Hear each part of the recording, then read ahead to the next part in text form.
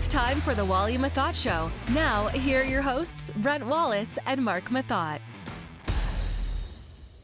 Welcome to the Wally Methot Show, everybody. I'm Brent Wallace. He's Marc Methot, who's also in need of major back surgery at some point. Hey, Meth? The fact that you're propped up right now amazes me. Yeah, no, I know I'm not a warrior by any sense of the word, but it's a bulging disc. I saw a doctor. It's a bulging disc. I'll be okay. I've had this before. It's just, for me, it's very difficult because I'm very active. So being forced to stay in my home right now, especially the weather's starting to turn, it's making me a little crazy. So I'll try my best to be positive today. Is this going to come back to me having you move my treadmill to the basement? Is that what this is going to end up being? Well, it's funny because I bought a back, like an inversion table, as I've mentioned last week. And my wife was losing her marbles because it was upstairs in our living room. I wasn't capable physically of moving it downstairs. So finally yesterday, she goes, Marc, enough. We have to move it. So here I am I had no business lifting it, and I'm lifting it down the stairs. Pretty sure that's why I've had another setback today, but I won't tell her that. You should have just called Craig to come over and move that. By the way, it is, I hope you get better soon, because it seems like you've had an awfully long year of shingles, back issues, the knee or leg cramps in the middle of the show. Like, can we talk about, shingles? Like, anyway, that's for another episode. I could bring my tinfoil hat out right now, but I won't. So you are I'll a medical save you guys mystery. the stress. It is our 100th show today, by the way. 100 times, Matt, that we've done this. And so far, Craig hasn't fired both of us. Yeah, well, 100 seems like a lot. I'm shocked we got to 50, let alone 100. So here we are. Fantastic. We're going to talk more about that later in the show as we bring Craig on. Lots to chat about, including a little pearls of wisdom for our show. Today's show is always brought to you by sportsinteraction.com, Canada's leading online casino and sportsbook.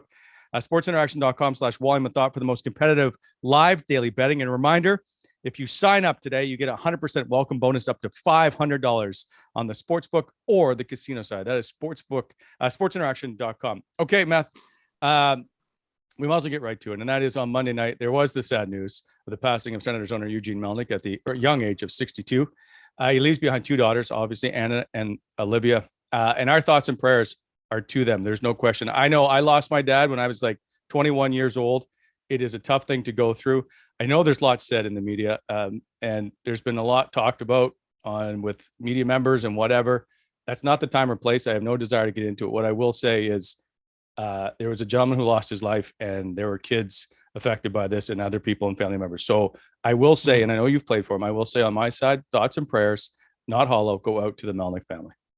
Yeah, it's well said, Wally. Absolutely. And that's a situation where, we have to be there to support everybody in need. And I think more importantly, focus on the positives, the fact that he was obviously instrumental in saving the Sens and keeping the team here in Ottawa. And, I didn't have a whole lot of interactions with him because he was unfortunately going through cancer when I was, in my tenure with the Ottawa Senators, particularly the last few years. So, but the few times we spoke, they were always pleasant. And anyway, as you mentioned, thoughts go out to his two daughters. It's not an easy thing to go through. No. And the one thing about, if we talked about this in the past with sports franchises, it's not just a business for people. They don't just go in and buy a hamburger or buy a hockey stick. They are invested emotionally, and it affects everything. And so when this all happens, there's lots of emotions that come out. And now part of the emotional side is what happens to the franchise. Well, one thing I can clearly point out, and without a shadow of a doubt, the team is not moving anywhere. There is no chance that this team is up and moving. That is number one. If you read the CBA or the Board of Governors and what they have to go through to try and move a franchise, it's nearly impossible. And take Arizona, for example. They're playing in a 5,000 seat arena. Just going to say that. Yeah, exactly. Yeah. So that's number one. Number two is there are prospective owners. I can tell you that as well. There's been stuff said by Sean Simpson and by Ian Mendez this week on Twitter. They are factually correct. They are right. There are lots of potential people involved. I do know some of them personally. There's also talk of players involved. Now, here's the thing. So that is somewhat true. There are players. They're not called Alfredson and or Phillips. What I understand to be fact is most of those groups, if not all of them, between 4 and 6, have called or inquired or know that either one of those two individuals need to be associated with the organization once it happens. That That is a fact. But they do know that Alfie and Phillips do not want to be involved directly at the time as potential owners. They'll come in later if that's the case. And if it fits them or suits them, right? They're not just going to agree to one particular side and then tune out everybody else. So I think they'll be part of the organization at some point, somehow. I think they have to be, but I don't believe that they are potential investors on a grand scale. Okay. That seems fair. There are some other players outside, former players have done very well, that are part of other ownership groups, but I don't believe that they are the front runners, or I should say the money people involved with these other potential investors. But rest assured, if it does come down to a sale, there are plenty of people with big pockets that want to be involved. I'll just leave it at that. And are you investing, Meth? No. Okay. No. Too cheap? Don't have the capital. I have, I'm not going to get into it, but I've got my own businesses here running at the house. You know, is that the Mount Methot, if I'm not mistaken? Yeah. Mm-hmm. So we have a dog running. My wife's going to start a dog business soon. And obviously that's not cheap to start up. And I've got 2 kids. So no, I'm not planning on buying in any hockey team anytime soon. There is a story out, by the way. Just so you know, 100 episodes in, we figured we'd have a brand new sponsor for our show today. So I just want to point out, you can't move, but this company can. That's my lead in. Boyd Moving has jumped on board the Wally Methot show. Want better pay, more respect, more job security? It's time to move to Boyd Moving. If you're an experienced mover, truck driver, or just a hardworking go-getter who wants rewarding work, then it's time to turn your job into a career. Apply today at boydcareers.ca. Boyd Moving. We keep Ottawa moving. You could use them. You can't work for them because you can't move, but you could use them. Yep, I can. You could use them for the inversion table. Yeah. Well, I'll keep them in mind next time I need to move something pretty heavy. Okay. 75 years they've been in Ottawa. They are a fantastic company and they need lots of people, lots of careers there at Boyd Moving. Nice. Okay. So there's a story out on Wednesday in La Presse about 5 games going to be played in Quebec City. Now, this seems interesting. So it says in the story that it was Gary Bettman who approached the Quebec City to do these 5 games on behalf of the Ottawa Senators. I don't believe that may be true. I just believe it started by either Anthony LeBlanc, who's the business VP guy with the Ottawa Senators, or it was Eugene Melnyk who went to Gary. Gary Bettman's not sitting in his office go, how do I find 5 games to play for the Quebec City franchise? So I believe it is a Melnyk thing. I also believe that this was an FU to the city of Ottawa, and just to kind of rattle the cages a little, that they want a new arena, they want to go downtown, and they want some cooperation, or they're going to try and move the franchise. So I think that was just a little cage rattling that may happen, Meth, but I don't see them playing. And the reason I don't, just because they're putting 17,000 in that building, all the expenses that are going to have to be incurred by that team to go to Quebec City, that's travel for all the players, all the staff, all the per diems they got to put out, all that stuff that they've got to get to travel there is certainly going to put a dent into any profit. So, okay. So I'm reading all these reports and economics is obviously not a forte of mine. So I'll ask you these questions. Is it an opportunity for the team to make a significant amount of money by playing there, despite all the overhead that you just kind of mentioned? So I don't know what that has been promised to Ottawa. Sometimes they promise them, you get $200,000, no question, right? Sometimes that's the case, or sometimes it's you come here and it's yours and you figure out how much you can generate. So I don't know the financial wheelings and dealings of that particular situation. Okay. Yeah. I found it weird. So you actually, do you firmly believe that there's an underlying message here sent to the organization? Is that how you feel about it? Sent to the city. That's what I think it is. Yeah. I think it's if you want us to and to the kind of the fans, buy some tickets here, get the businesses involved once again, or we're going to explore other opportunities. I just don't believe it's feasible or viable. Yeah, that's fair. Well, I was going to say, be that as it may, whether I agree with the move to rattle the city or to send a message, beyond all of that, I've always been a big advocate for the team moving downtown. I just know what that looks like in every other city. Yes. And it's never a bad thing. It just generates money into all the restaurants and businesses in the surrounding areas. And now, and I'm not shitting on Canada or anything like that. I'm just saying that typically speaking, when people talk about the atmosphere and the arena and all that stuff, A lot of that just comes naturally when it's down there, right? You've got the people that are going in after work. They're having a couple beers at a restaurant or some dinner, and then they go over to the arena. Everyone's happy and loud. And it's a little more, you get more access from the East End. Like when I see people arguing about, well, it's really not that far from Orleans. It's like a 20-minute drive without traffic. I'm like, come on, like, let's not be disingenuous here. Like, I, I, I have no skin in the game whatsoever. And I can tell you that having the rink downtown from an entertainment value standpoint, I would think is a lot better. But in any case, Yep. Oh, none of that matters right now. But that's where I stand. Yeah. look at, I mean, just where they played on Tuesday night, I guess I'm trying, my days get mixed up, is Nashville. Like the rink is right there. It is right on Broadway. Oh, it's sick. It is I know. prime. Tampa, walking to Tampa around the canal or like all these places, but like, Montreal. Yeah, I was going to say, and even Tampa's like it's not a huge city. It's not like a high rise type area, but it's still sort of down in that busy business section of town. Yep. And they generate a lot of fans. Obviously winning is a big part of that. But in any case, I think there's something we can all agree on. And that whether it's LeBreton Flats or another location, if it's closer to the core, I mean, it's just, it just sucks the life out of you driving out there. And I mean, I loved my time in Ottawa. I love playing there, but if I had a choice, obviously I would prefer to play downtown. Same in Florida. Like Florida's a drive, right? There's no atmosphere around the Florida arena. Carolina, there's no atmosphere. Well, and it directly affects them, right? Like exactly. With Florida, like if they're not winning the way they are right now, that place is less than half empty. So, obviously Phoenix, if Ottawa starts going on a tear and winning lots of games, it's going to get packed. But as far as like the overall fan experience, you juice up a new arena, you've got better in-game atmosphere, better in-game stuff going on. I mean, coupled that with a better team, wow. But anyway, these are all hypotheticals. Yeah, I agree. Like downtown is where you need to go, and eventually they're going to get there. I just can't imagine that they don't. Everything just seems to take way too much time. Agreed. Coming up in the show, due to back issues, you were on the IR. We did an interview, or I did an interview with Josh Norris. Who better to have as our 100th guest? Like the guy's been on fire.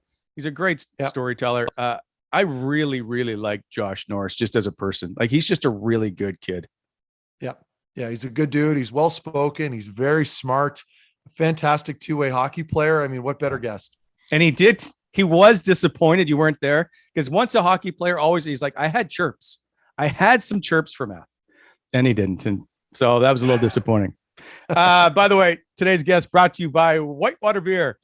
Cool, refreshing taste, Whitewater Beer. Try the new tasty flavor of kiwi lime sour. You can get it at the LCBO, but why do that when you can order it online? Save 15%. Go to shopwhitewater.ca. Use the wham-funky fresh coupon code and get 15% off. Whitewater, brewed by friends for friends, the official beer of the Hockey Hall of Fame. Also, don't forget they have home delivery, which I love to call the Beer Santa. He's coming up a bit in the show. Before we get to that, I do want to ask you quickly. I saw this Taylor Hall. Okay, there's a couple of fines and suspensions from Tuesday night. One was the knee on Brady Tkachuk from Jeannot. Again, $5,000 fine. The other one was the Taylor Hall punch to the face of Ilya Lyubushkin, I believe his name is, from Toronto. Lyubushkin. Yeah. Okay, so and I saw Ray Ferraro tweet this. He's like, I'm okay with the 2 games for Austin Matthews with a cross check and this being a $5,000 fine. I'm not sure. I think this should be a 1-game suspension if you're trying to eliminate headshots and he just punches you from behind. Okay. Now, if you watch the clip again and you pay attention to the actual motion, Taylor Hall is not punching him. He's trying to turn him around. So this is what happens in hockey. When you level a guy from behind, the way Lyubushkin did, I'm assuming that's how you pronounce his name. He's a Maple Leaf. I'm not going to try to pronounce it properly. When you hit a guy from behind like that and you fold him into the wall head first, you can't just nonchalantly turn around and pretend like that hit didn't happen and not expect somebody to come after you. Like, I'm sorry, this is a contact sport and this happens. We see fights happen after clean hits. What do you think happens after a dirty hit? You're just going to be able to go on your merry way to the bench like nothing happened? Like, come on. So if you watch the play, given the circumstances, Taylor Hall just tries to grab Lyubushkin's right shoulder, kind of to turn him around a little bit. And Lyubushkin just falls like a house of cards. Like, come on. So to me, in that play, Lyubushkin's a chicken shit. And obviously all the fanboy media members and a lot of the fans, we all know the ones that have all their Austin Matthew avatar pictures on Twitter. All the little minions are going to come out and defend them. And they're very loud because there's a lot of them. It's Maple Leafs, right? So to me, it's simple. I thought the fine is fine. It appeases the fan base if you want to do that, but a suspension is completely out of the question. It was merely an attempt to get his attention and turn him around. And it ended up poorly. Optically, if you're watching it very quickly, it looked bad, but no suspension whatsoever. All right. Okay, but optically, if you are watching it, and so they're trying to appease the major fan base, and they're trying to grow the game in the U.S.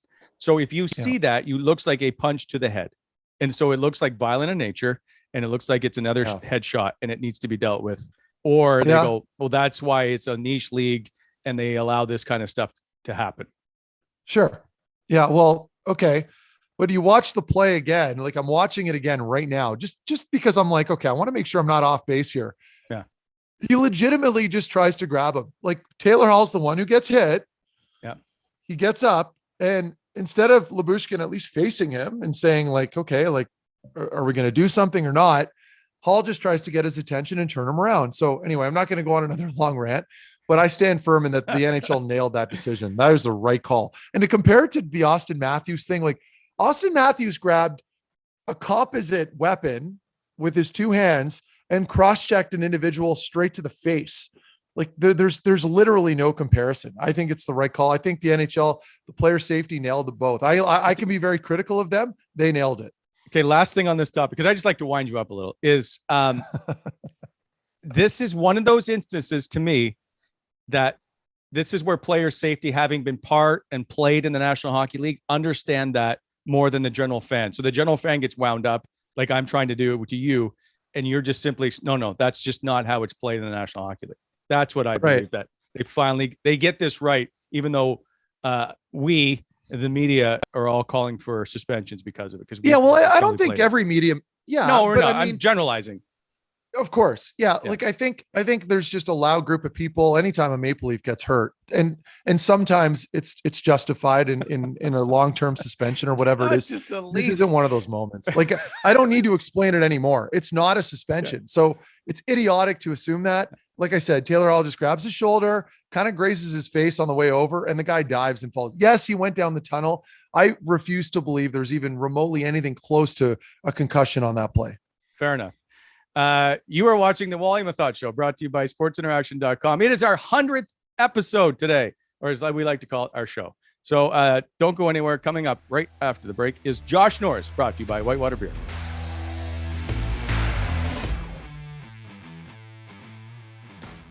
All right, into the Whitewater chat now, brought to you by Whitewater Beer. Go to Whitewater Beer, shop whitewater.ca. Josh Norris, welcome to the show. I don't know if you know this or not, my friend, but it's a big show. Like, I know you're a first-round pick. I know you've scored a bunch of goals and you've done all this great stuff. This is the 100th episode of the Wally Methot Show, and you, my friend, were the guest we wanted. Well, thanks for having me, fellas. That means a lot. Appreciate that. I always love coming on. I knew it would be high on your list for sure. There's one question. First of all, let's get the contract stuff out of the way. Everybody talks about it. I just want to know, what's the first big purchase you're going to make when you sign your new deal? Oh, I don't know. I haven't made any impulse or any big purchases yet. Obviously, I haven't really made any cash. I don't know. We'll see. I'll let you know. I don't know when that's going to be, but I'll let you know when it happens. Perfect. Now, with the contract, and we'll move on, but have you given it any thought here as you get closer and closer to eventually signing this deal? I mean, I think maybe a little bit more now, just because this season is coming to a close. But it is what it is. We haven't started negotiating yet. So I'm just doing my part, playing my role, and just trying to do the best that I can every game. Is doing your part trying to become a 30 goal scorer pretty quick here? Yeah, I mean, we're inching closer to it, and that's obviously for sure a goal of mine. To end the season that way. So got a fair amount of hockey left, but I'd rather do it sooner than later. Okay, but so you missed 15 games with a shoulder injury. Did you think like it was out of the realm of possibility to even get close to 30, or was it still there in the back of your mind? I'll be honest with you. I didn't even think about 30. I just wanted to come back and, kind of have a fresh start and play well. And I thought I got off to a good start, after my first few games and felt good. And then kind of felt back to normal. And then, puck started just going for me. And from there, I think my confidence just kind of rolled and grew. And I'm carrying that with me right now. So I think that's a huge part to never lose your confidence.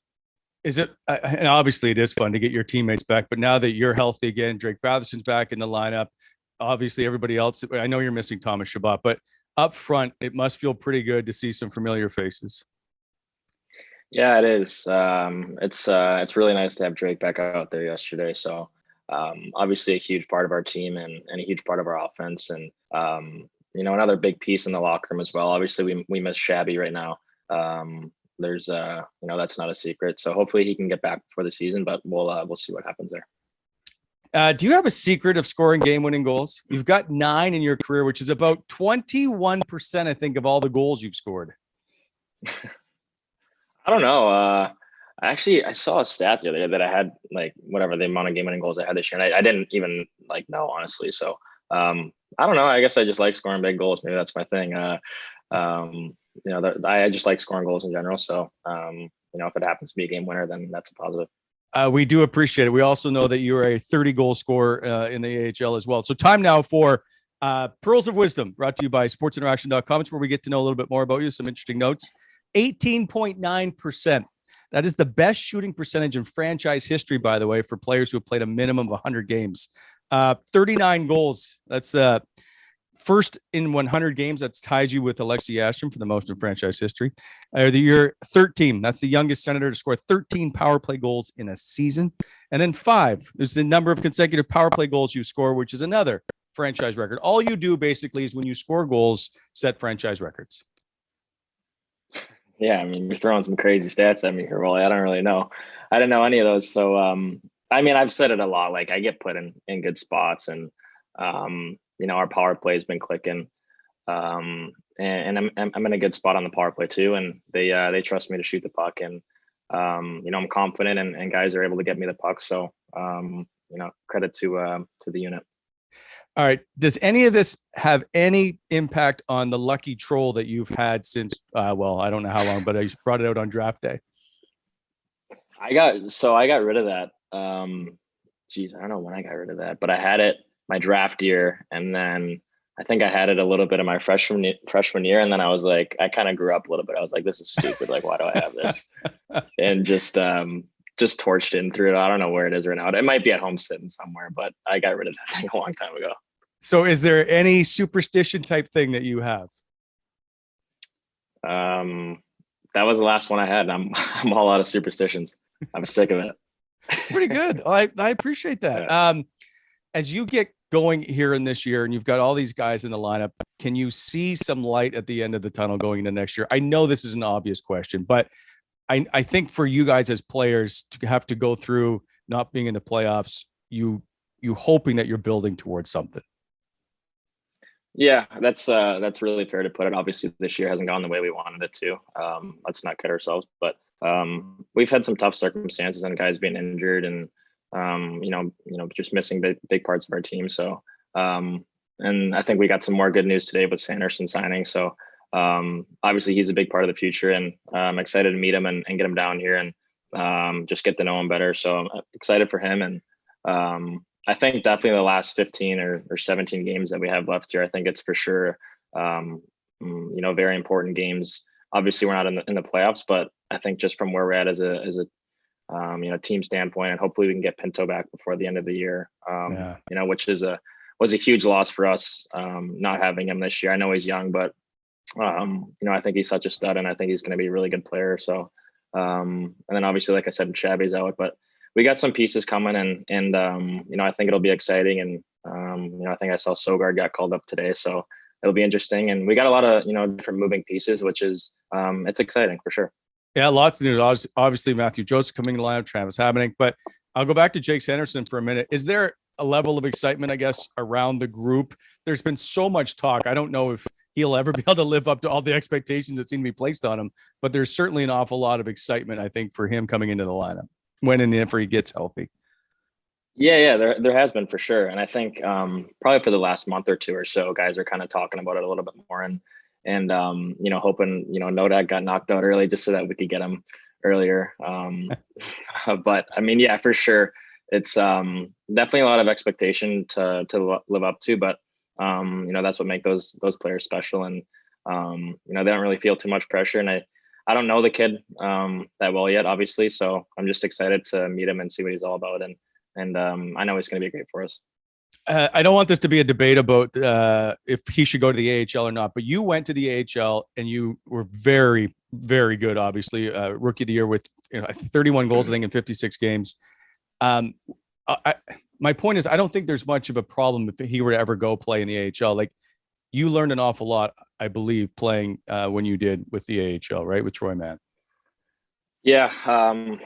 I mean, that year was really crucial for me. I think, just starting out talking about the American League, I think, different players need different things. And obviously everybody's path is a little bit different. And for me at the time, I was coming off shoulder surgery and hadn't played since January, I think. So I was coming up on like 10 months or something before I'd even played a game.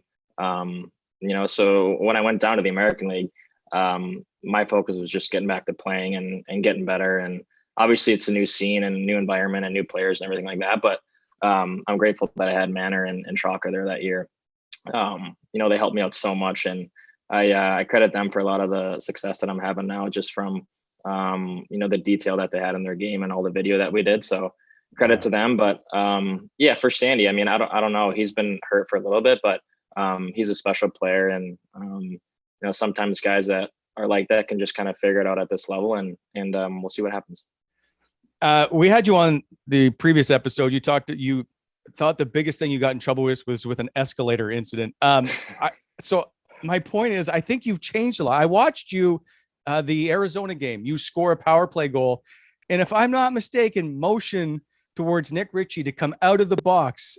Was that just by pure accident, or did this really happen? Yeah, so I got interviewed about this the other day, actually, just briefly, and like when I saw the replay on the goal and like the celebration, whatever, I could totally see how people were like, "Holy shit!" Like he's telling Richie to come out of the box, but that was not the case at all. I don't know what I was doing. It was a terrible celly, but I was just trying to like get the crowd like, "Let's go," or you know what I mean? Just stupid celly, but kind of bad timing with him in the box there too. So no, it wasn't directly at Richie. See, I thought at first, there's no way he's doing this. And I thought, well, if he is, like, good on him, because that's ballsy. But at the back of my mind, I'm like, that's not Josh Norris. There's no way that he's going to do that. That's why I was confused after the game. Like all my buddies were like texting me and like I was getting tagged and stuff. And I'm like, what's going on? What did I do? And then I saw the replay and I'm like, oh, okay. Like, I get how people see it that way, but no, that's not really who I am. One of the other things, you have one NHL fight in your career that I have found anyway, with Alex Romanov, and you were angry and fed him. Was that the first time you've ever been in a hockey fight? I got my first fight was in Belleville. It would have been like game 50 of 56 at the end of the year. But the one against Romanov was like the guy I fought in Belleville he was a lot smaller than me, so I didn't really count it. And then Romanov is like a big boy, so yeah. I don't know what got into me there. I think it was more so like he was running around the whole year, and I felt like he never wanted to answer the bell, and it was just instinct, and I was like, we're going, and we just went, and it was a good tilt. Did you surprise yourself with how you handled yourself in that one? 100%, absolutely.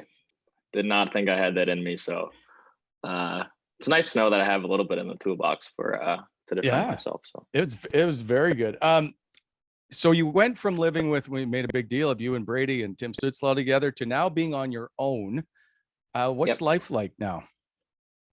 Lonely. No, I'm just kidding. No, it's good.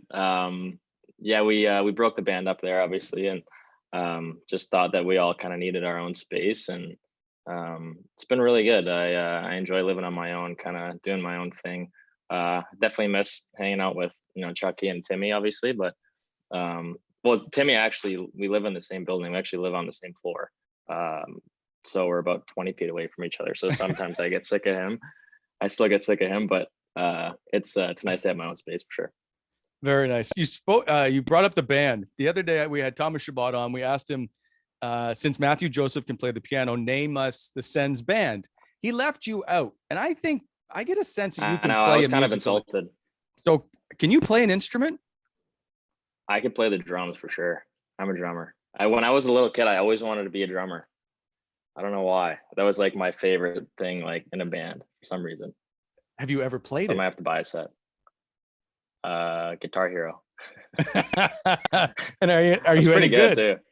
Yeah, it's pretty good. All right. Yeah. That's what we're gonna get Craig on this, to get a Sens band together on video game, and we'll get it done.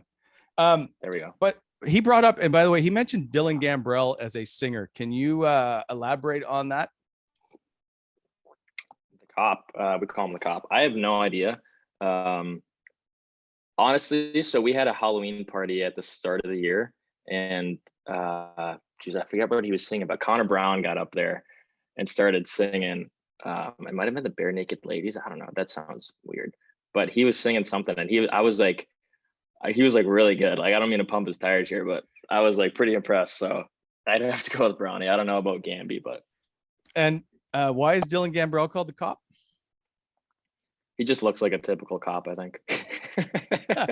No offense to any cops out there, but he just looks like a cop. That's pretty good. Drake Batherson, if you were to be Drake Batherson and wanted to have a conversation with somebody, what would your sentence sound like? Hey, boy, how's she going today, buddy? Just something stupid. Like, he doesn't even speak English half the time. I don't even understand what he's saying. Are there times you're like, Drake, I don't know what you're talking about? 100%, yeah. like 90% of the time. He's pretty good.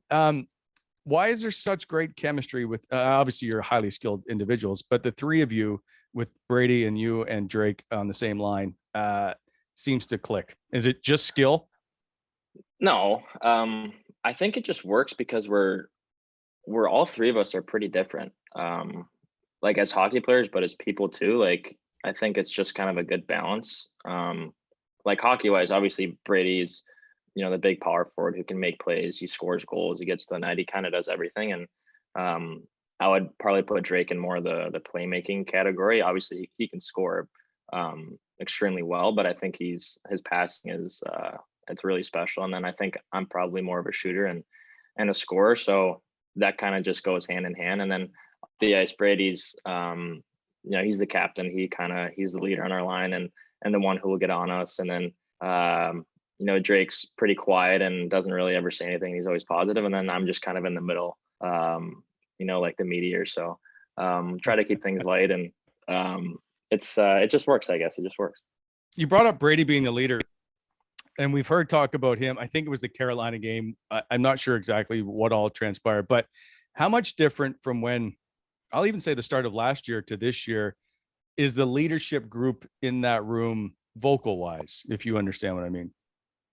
Do you mean like Brady or just like the group? Even Brady, Thomas, who, like, I'm assuming now that everybody's a little bit older. That's kind of the same group. There's more people understand a little bit more what's expected, or there's people that are a little more vocal than maybe they used to as they grow into their role. Yeah. I think that's a good question. I think everyone's kind of gotten, taken another step, and just for Brady, I think he's done a really good job of, picking his spots and, saying things when he needs to, when he thinks, things need to be said. And, I think that's important for a leader. You can't always be saying stuff. And, just from that standpoint, it shows his maturity and just the confidence in whatever he's saying, and guys know that he's listening. So Shabby's been good. Shabby's Shabby, and if something needs to be said, he's going to say it. Doesn't matter to who or what it is. He just kind of blurts out, and I think that's really important too. And guys like Holdy, who've been in the league for a long time. Obviously, he keeps things light and always in a good perspective. So it's nice to have guys chime in and not only have one voice for sure. Absolutely. What can you tell us about Anton Forsberg? One of the problems with the pandemic has been we don't get a chance to see you guys very much or hear long interviews. I don't really know much about Anton Forsberg. So what can you tell me about him? Bergie's a funny guy. I really enjoy, being teammates with him and playing, in front of him. And, he works extremely hard, but I think he's got a good sense of humor. And, I think he really enjoys being at the rink and playing hockey. And, he's had a cool story. He, was on waivers multiple times, kind of bounced around to different teams. And, even just, I remember meeting him for the first time. There was a cool demeanor about him and was just super calm, at the start. And I could just see that there was something there. And, he's gotten a really good opportunity and he's played extremely well. And, I think he really relishes that and wants to be the guy. And I think you see it in his confidence every night and how he plays. And, especially now it's his net, so it's been really cool to see him grow. And I don't want to make this a question about the goaltending in general, but there are times when you put a goaltender in there, the guys feel a certain level of confidence just with that particular goalie. Do you guys get that sense with Forsberg, and especially with the way he's played? I'll say since the beginning of January, he just seems to be on a different level. Yeah, I mean, how could you not, right? Like, I mean, he gives us a chance to win every single night.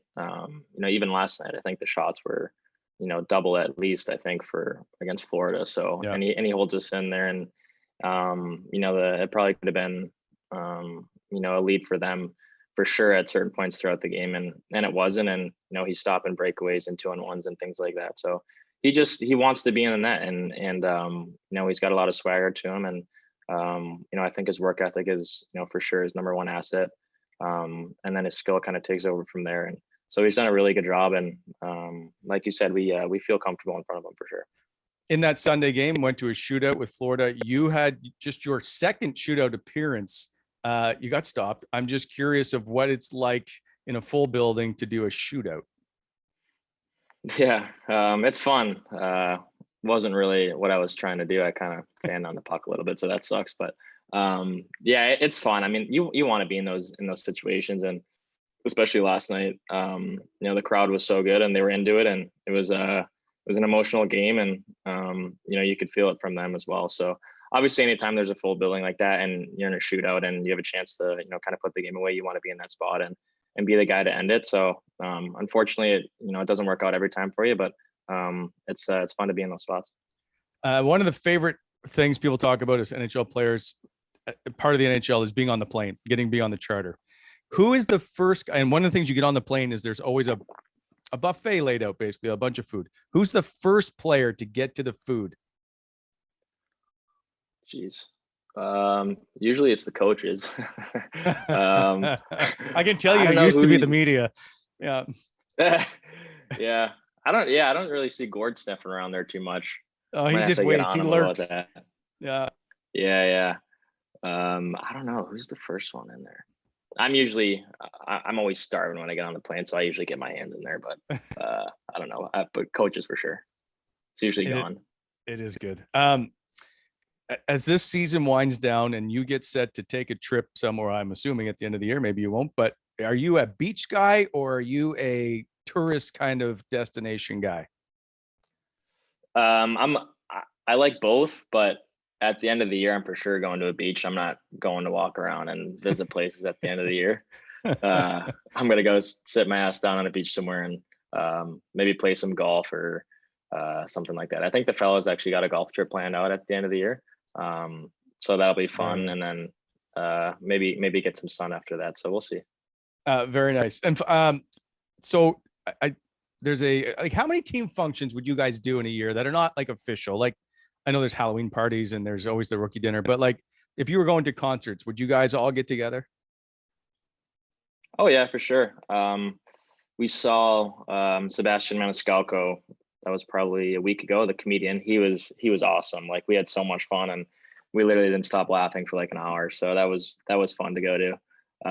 And some of the Canadian guys, not to throw him under the bus, but they didn't really know who he was and they didn't really want to go. And I remember even for me, like him and his girlfriend Haley weren't going to go. And he's like, no, like I don't really know who he is. Like I'm not going to go. And I was like, dude, just come. Like you'll literally piss your pants for an hour. Like just come. And I sat next to him and we literally didn't stop laughing. Like I said, the whole time. So we did that. That was fun. We're going to Bieber, Super Bowl parties, things like that. So nothing out of the ordinary, but when we get a chance to go and have a good laugh, we'll go. Very nice. Josh, I don't want to keep you because I know it's your off day and you've been pretty busy here of late, but I appreciate you stopping by. Your time has been fantastic as always. We appreciate you. And so Meth sends his best while he's on a couch somewhere or an inversion table or something trying to get better. Yeah, I wish Meth all the best. I guess he's just getting a little old. He's, you know what? Like he's a lot older than me when it comes to his body. Absolutely. Thanks, buddy. We'll talk soon. Sending him all my best. Thanks, guys.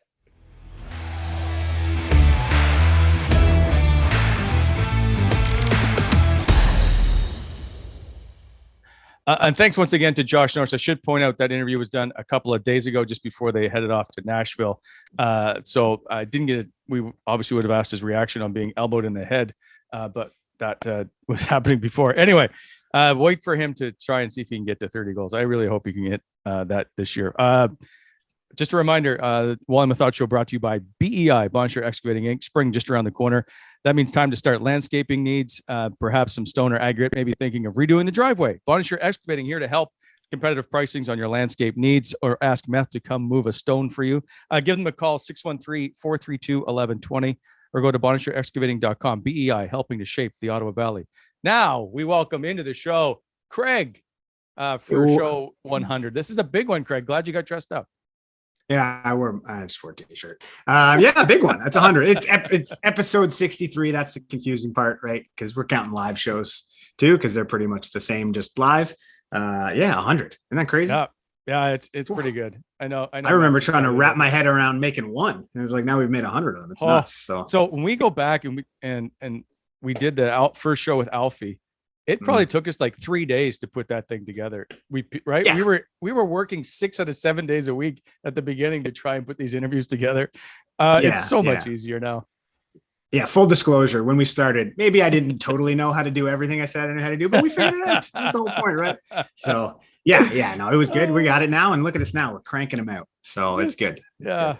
So only if we knew then. And as I said back then, I'm like, if we only know ahead what we know now or whatever, right, we'd be so much further ahead. I got a special Pearls of Wisdom for our show, by the way.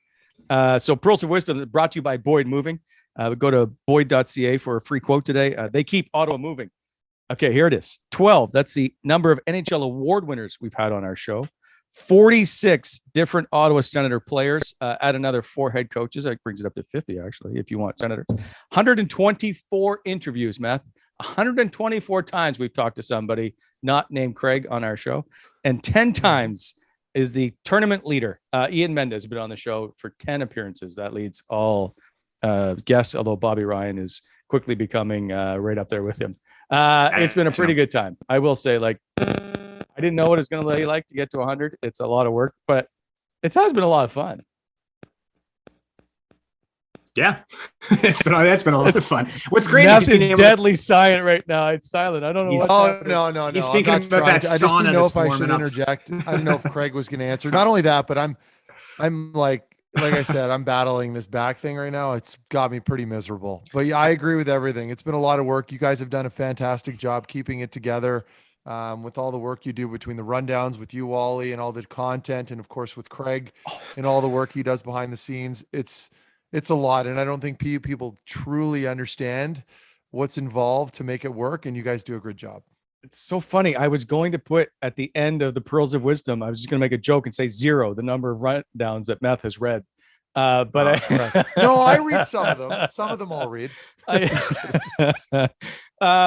By the way, go to gongshowgear.com if you want to get some Wham merchandise.